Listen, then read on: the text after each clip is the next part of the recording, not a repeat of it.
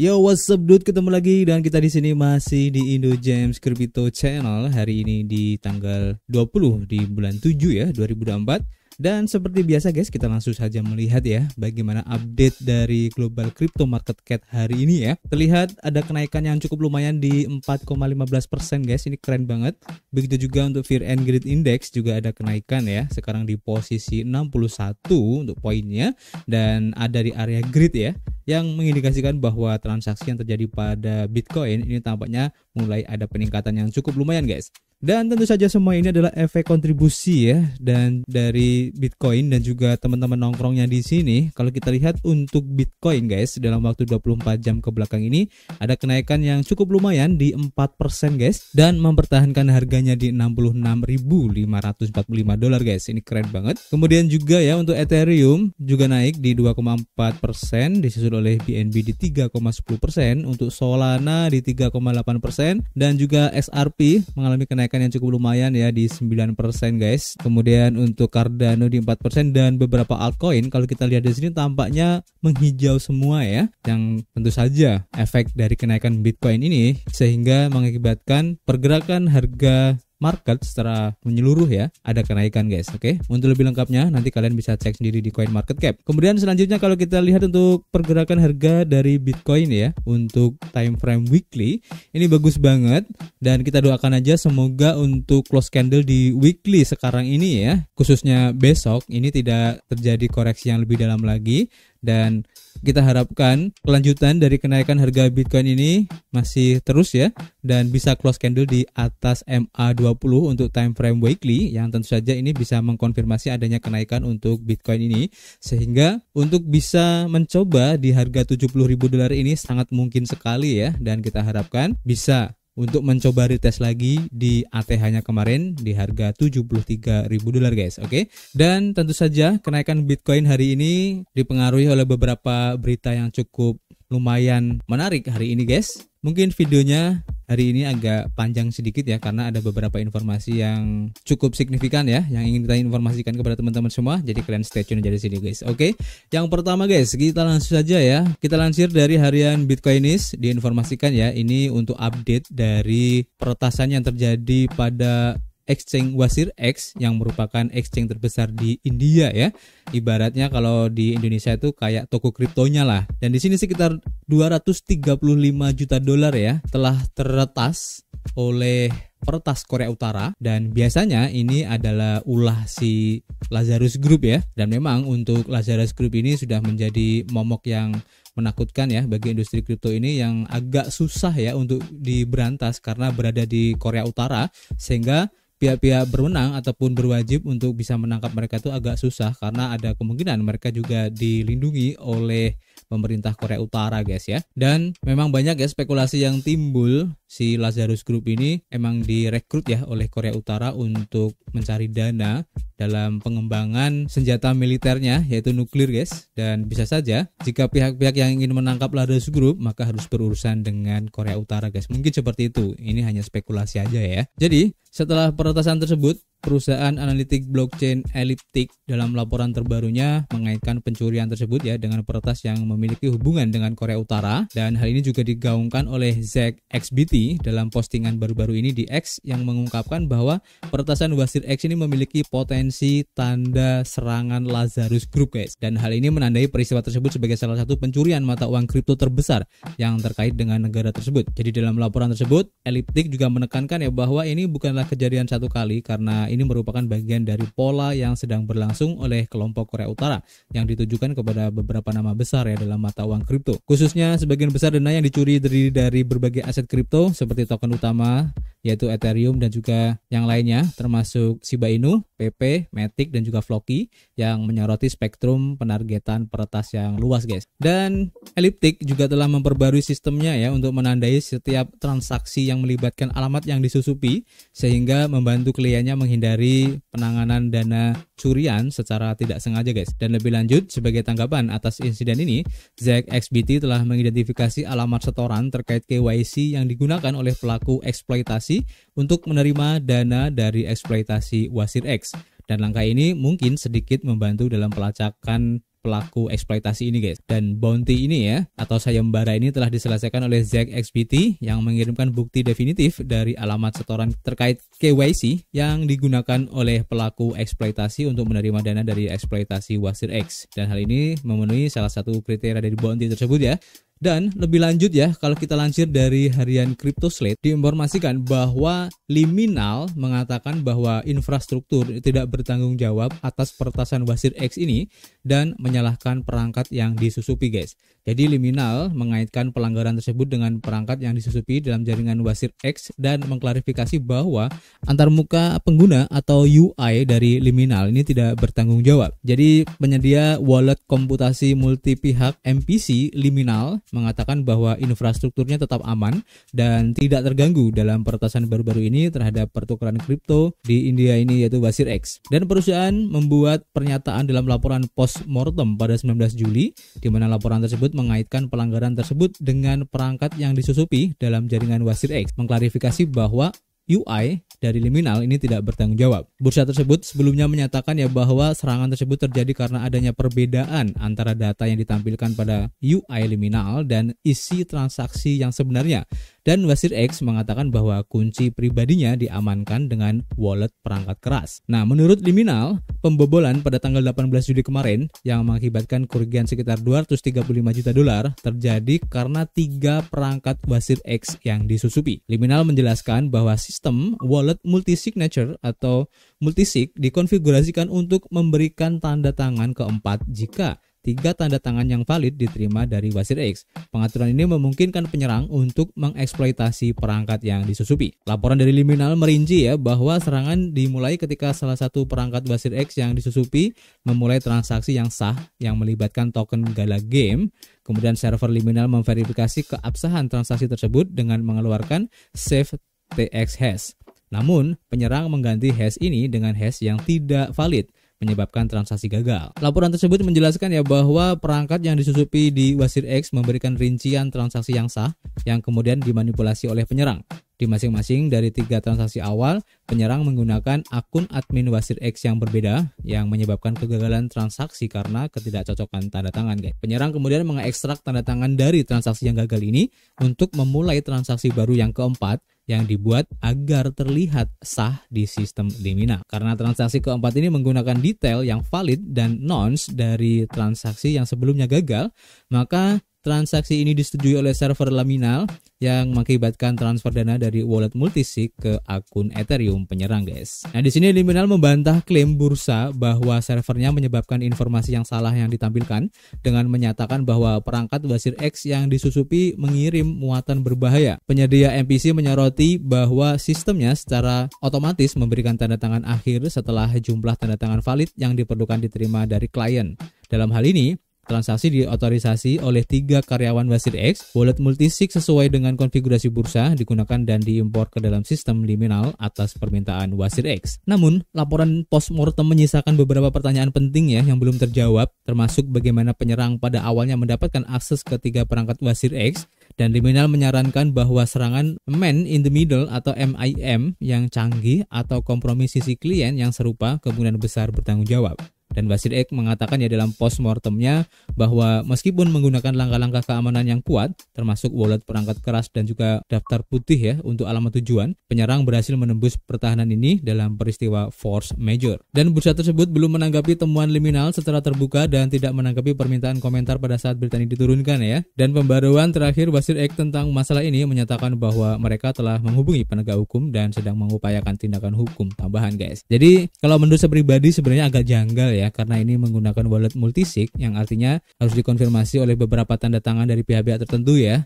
Tapi dengan adanya hal ini tidak menutup kemungkinan ya ada peran orang dalam, apalagi Liminal juga melaporkan adanya ketidakberesan di sistem ataupun jaringan Wasir X. Dan tentu saja kalau kita harus berspekulasi dan bersuuzon ya, mungkin saja hal ini bisa terjadi guys, oke? Tapi masih belum ada kelanjutan untuk masalah ini ya, ataupun apa yang akan dilakukan oleh Wasir X, apakah akan mengganti dana yang hilang atau mungkin ada kebijakan yang lain, nanti kita akan update lagi guys. Oke.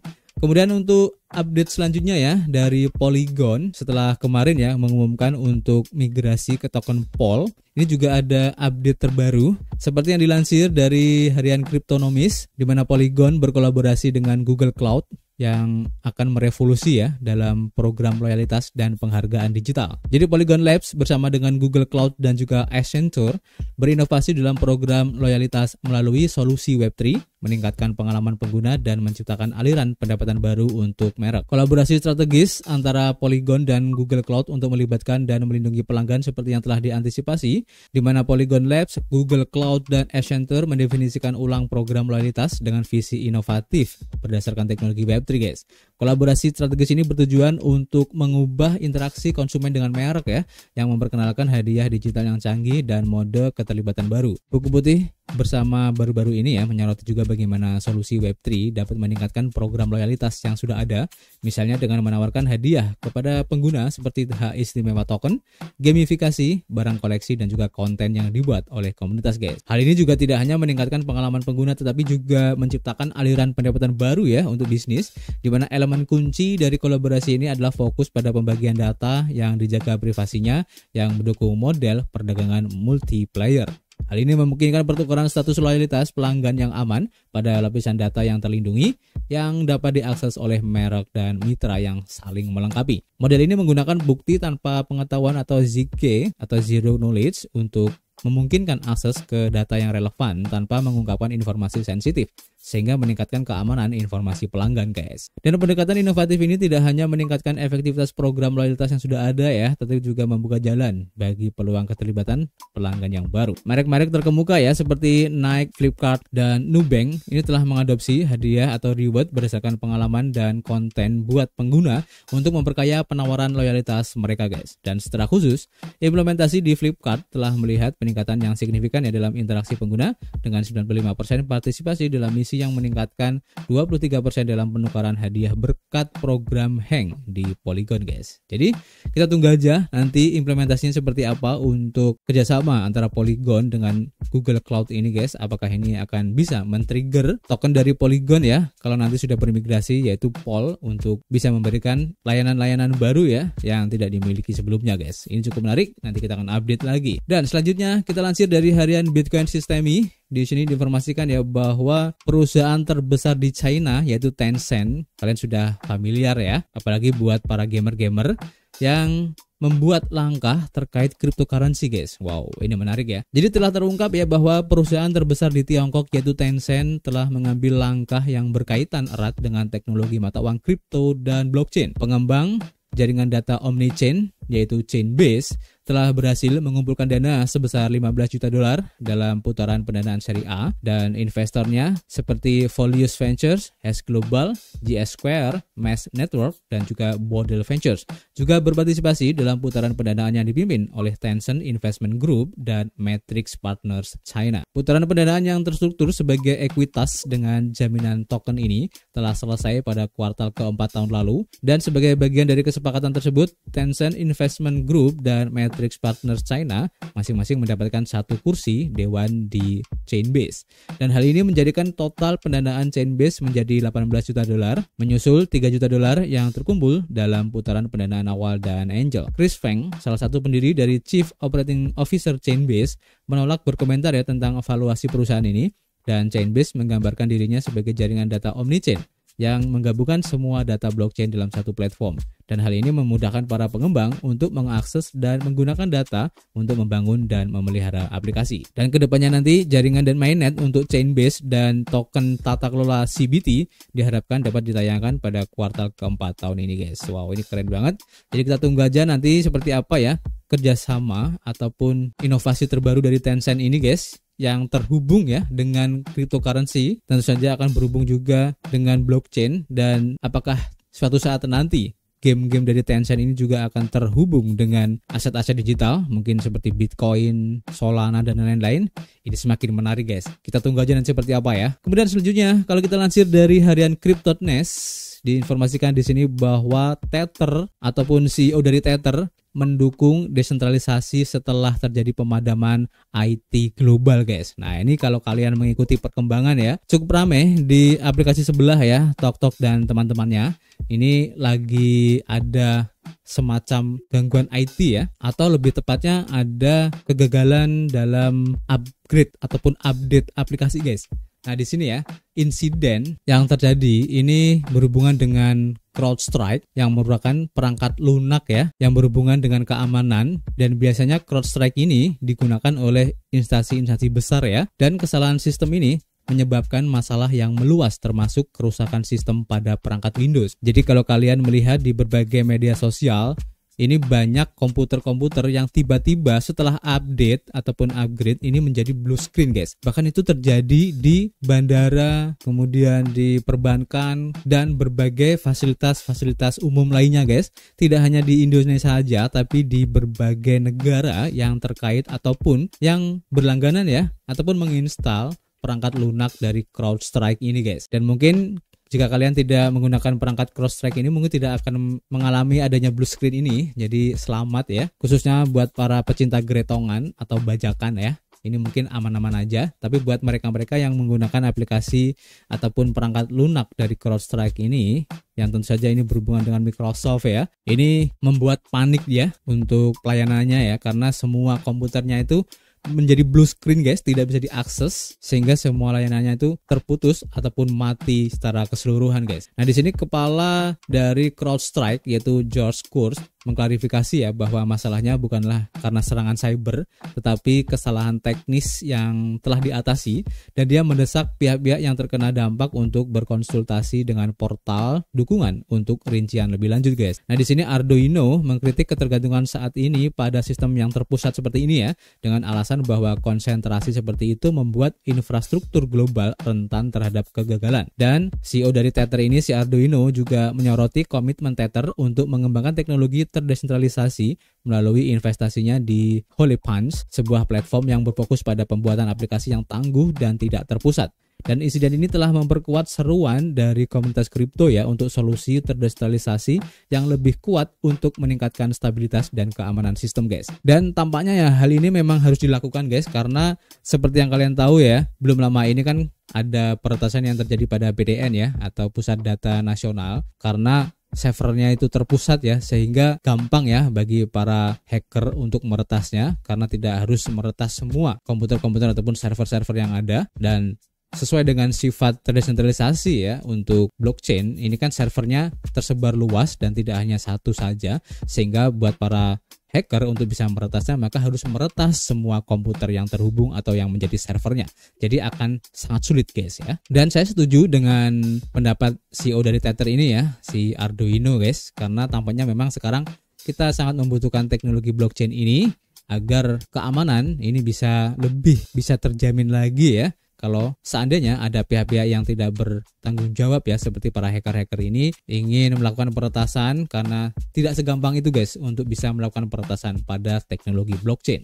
Oke, kita tunggu aja nanti seperti apa ya. Apakah dengan kejadian seperti ini akan menjadi trigger ya bagi entitas-entitas yang terkait, sehingga akan menciptakan suatu teknologi yang sifatnya itu terdesentralisasi, tidak terpusat, sehingga akan lebih aman lagi ke depannya lagi. Dan seperti yang kalian tahu ataupun kalian melihat yang terjadi di beberapa instansi ya, banyak sekali, kalian bisa cek sendiri di media sosial, ini banyak sekali yang mengalami kerugian yang tidak sedikit ya dengan adanya blue screen ini ya, sehingga pihak-pihak terkait dengan hal-hal semacam ini harus mengambil langkah lebih maju lagi ya untuk menghindari ataupun mencegah terjadinya hal seperti ini, guys. Oke, dan kita lanjut ke informasi yang terakhir, dan mungkin ini adalah berita ataupun informasi yang membuat market hari ini menghijau semua, guys. Jadi seperti yang dilansir dari harian Cryptopolitan, diinformasikan bahwa SEC akhirnya ya mengesahkan 5 ETF Ethereum untuk bisa diperdagangkan pada tanggal 23 Juli tahun ini, guys. Wow, ini menarik sekali ya. Jadi berita besar ini menghantam industri kripto, dan menurut CBOE, SEC Gary Gensler telah menyetujui untuk peluncuran resmi 5 ETF Ethereum Spot dengan tanggal yang ditetapkan pada 23 Juli, yaitu VanEck, Invesco, Fidelity, 21 Shares, dan Franklin Templeton. Ini berhasil lolos, guys. Dan CBOE mengatakan bahwa mereka dengan bangga mengumumkan bahwa satu exchange trade product atau ETP akan terdaftar di CBOE dan akan mulai diperdagangkan sebagai edisi baru pada 23 Juli 2024 guys. Dan efek dari berita ini ya telah mengakibatkan Ethereum naik cukup kencang ya, dan juga secara keseluruhan ini juga men-trigger aset-aset kripto yang lain ya untuk juga naik guys. Dan pergerakan harga Ethereum yang sangat kuat ini sejak awal Juli ya, di mana harga Ethereum telah melonjak dari sekitar $3.360 ke level saat ini, dan rally ini sebagian besar didorong oleh antisipasi investor terhadap peluncuran untuk ETF Ethereum ini guys. Dan SEC telah mengesahkan 5 ETF Ethereum untuk mulai diperdagangkan pada tanggal 23 Juli nanti, dan ini menjadi pintu gerbang ya bagi aset digital yang lain untuk bisa didaftarkan ke SEC. Dalam hal ini adalah ETF spot tersebut guys. Nah ini menarik, dan seperti yang kalian tahu ya, untuk ETF Solana dan juga ETF XRP ini mungkin yang paling besar hype-nya ya untuk bisa didaftarkan kembali, dan kita tunggu aja apakah dengan dirilisnya ETF Ethereum ini akan menjadi semakin ramai untuk ETF berikutnya. Ini semakin menarik guys. Oke, jadi kalian stay tune aja di sini, nanti kita akan selalu update untuk berita-berita menariknya, dan jangan lupa subscribe channel ini guys. Oke, untuk sementara itu dulu guys yang bisa kita sampaikan ya. Nanti kita akan sambung lagi, dan untuk rekomendasi project baru nanti kita akan share di Telegram, kalian mampir aja di situ. Dan seperti biasa kita masih menunggu ya kritik dan saran kalian di kolom komentar. Nanti kita bisa ngobrol banyak di dalamnya, dan tentu saja kita akan ketemu lagi di informasi berikutnya. Peace.